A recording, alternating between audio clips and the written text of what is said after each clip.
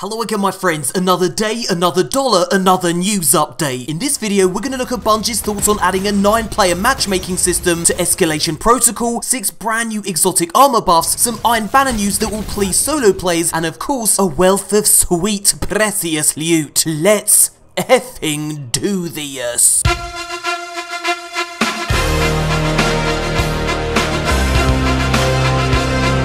Bungie has responded to a popular request from the community to add a 9-player matchmaking system to Escalation Protocol. Now, believe it or not, this activity was designed to be a very difficult endgame grind intended for a 3-player fireteam at max level. And yes, up to 9 players can take part. After all, Escalation Protocol is set in a public space. But according to Bungie, as long as you have a highly skilled coordinated team of 3 who've maxed out their power level, that's all you need to reach Wave 7, beat the boss, and collect the loot. Here's how Bungie explains it. We've received a lot of feedback since the original launch of Destiny 2 that players felt like reaching max power wasn't satisfying. There weren't enough activities that required and rewarded that level of commitment. Escalation Protocol was designed to fill that gap. Other than raid activities, all PvE activities including Escalation Protocol are optimized for a fire team of 3. So no, Escalation Protocol wasn't specifically designed for 9 players, but it's no surprise that it's easier with that number given how underleveled most people are right now. We knew that some of our community would figure out how to get 9 players together, but we did not specifically tune the difficulty around requiring that many players.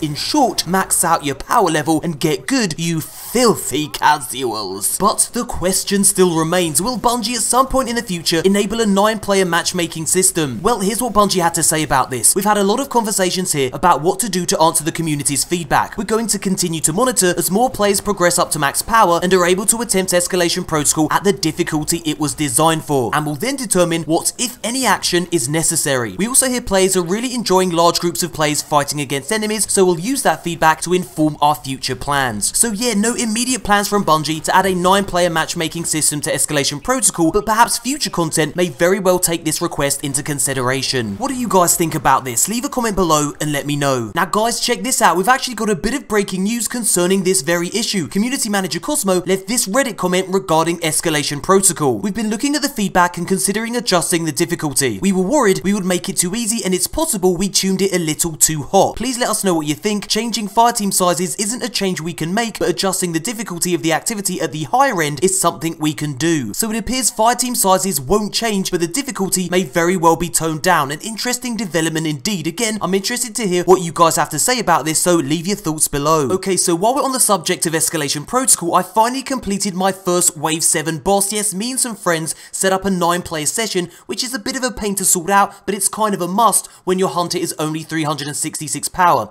Now, as you can see, I've actually got my Escalation Protocol cloak and boots. I had a key charge from last week, which got me the cloak after defeating my first Wave 7 boss, and I got the boots from my second Wave 7 boss from the chest key I charged this week. Now, I also got this emblem from my very first completion, and this tracks a number of final bosses defeated in the Escalation Protocol. As you can see, I've defeated 3 final bosses, 2 with my hunter and 1 with my titan, which brings me nicely on to my next effing point. So then here I am with my titan, having completed the final Escalation Protocol boss, and look what happened when I tried to loot the chest. It says requires Warmind campaign completion. So yeah, don't make the same mistake I did. Complete the campaign before attempting this activity, or you'll just look like a complete imbecile in front of your fire team. And yes, they lolled hard, so you know, I pretended not to care by eating popcorn, but the truth is, I still live with the pain to this day. Sweet mother of God, it hurts.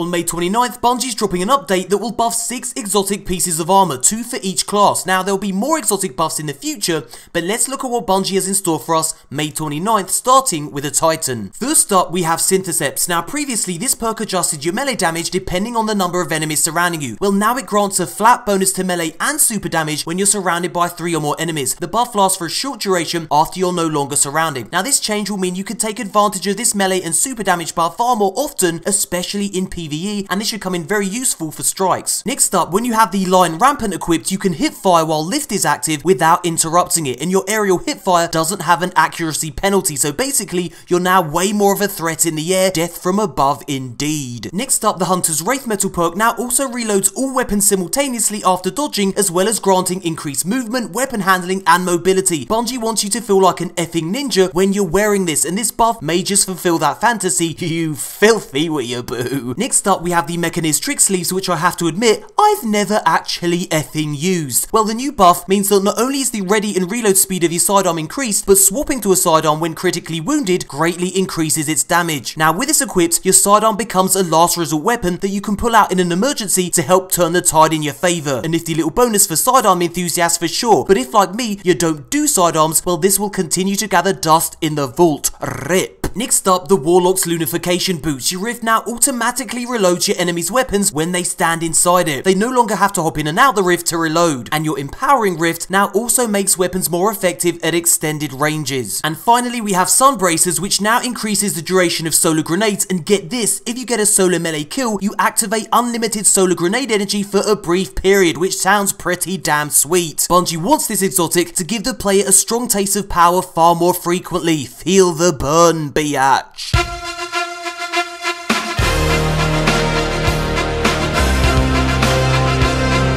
Bungie's PvP lead Derek Carroll tweeted out this: "We've heard your feedback about solo players getting wrecked by teams in Iron Banner, and we can confirm that solos in Iron Banner do not get the benefit of our fireteam matchmaking system just yet. We plan to roll out an adjustment before the end of this event. So yeah, good news for solo players. Iron Banner will be tuned to match you more frequently against other solo players as opposed to sweaty effing 6 stacks." Next up, a little more info on Season 3 faction rallies. Now, if you look at the development roadmap, you can see faction rally improvements will be added in the May 29th update, and this led many players to believe that Season 3 of Faction Rallies will also launch on this date. Well, community manager Cosmo has said that this is not the case. He said the event will not start until later. So yeah, no specific date yet, but just so you know, May 29th is not going to be the date when Faction Rallies kicks off.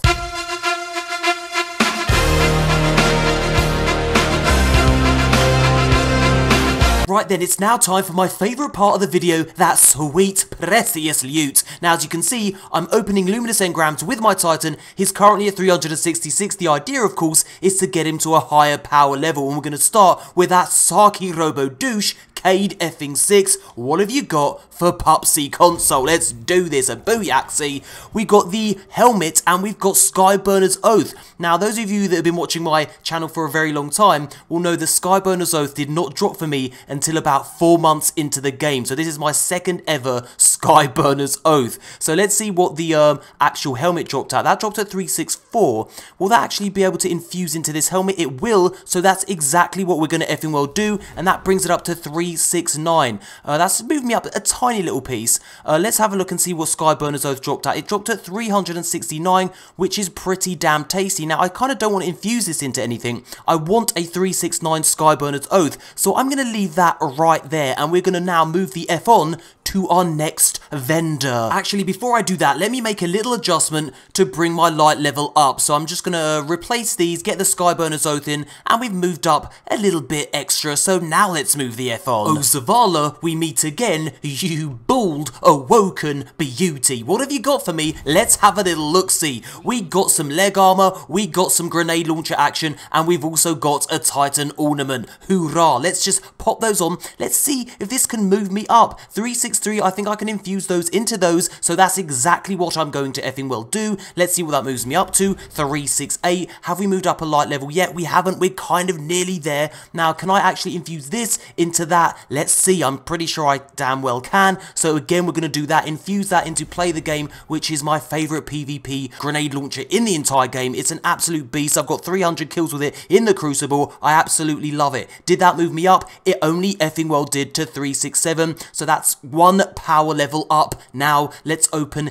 the next engram from Zavala. Okay then, so what's next on the loot list? Let's open this up and damn well have a look. We've got the Prospector again. That's like the third time I've got that in the space of a week. Brilliant. I don't want it. Can you please never give that to me again? Now, can I infuse that into Play the Game? Let's see if I can do that. It dropped at 370, so that's that's exactly what the F we're going to do. Let's infuse that into my favourite grenade launcher, my favourite PvP grenade launcher. That's now moved up to 370. Hurrah for that. That's moved me up a little bit as well. So let's see, what do these drop out? This dropped at 365. Can I infuse that? I'm always a little bit unsure if I can infuse or not. I can. So hurrah, we're going to infuse that. That's now 370. So we've now actually got 2 items that are in the 370 category, which makes me very happy indeed. So we are now, well, a small amount away from 368. Now let's move on to my favourite vendor. I think we all know who that is by now. Lord Shaxy Poo, Lord Shaxy Plops, here I effing come. Oh, Shaxy Poo, you one-horned bastard. What have you got for me? If it's Prospector, I'm gonna cut your other horn off. Now let's open this and see what I damn well get.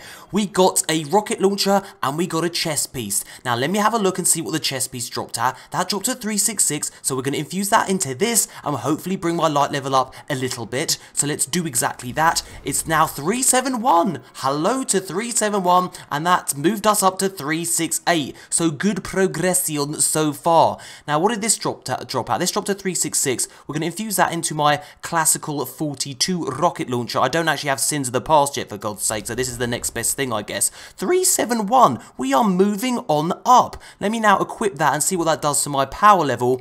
We're getting there. We're getting there. 368. We are kind of edging ever closer to the next milestone, which is 370. So yeah, I'm very happy with that. And now we're going to open some exotics, or should I say one exotic engrab. So let's do that. Master Raoul, forgive me. I only have one measly exotic for you this week. RNG is a cruel mistress. So let's just see if I can get the Huckleberry. I actually don't have that yet, or any other of the Warmind exotics. Let's open that. Let's see what I get. No, we got the Helm of Saint 14. That can F off. There we go. That brings us to the end of this loot session. Now guys, would you like to hear about an exotic emote controversy? If you do, click this image. Thumbs up if you enjoyed this video, subscribe for heaps more Destiny content, and thank you so much for watching. And as always, tee hee hee, until next time, Guardians.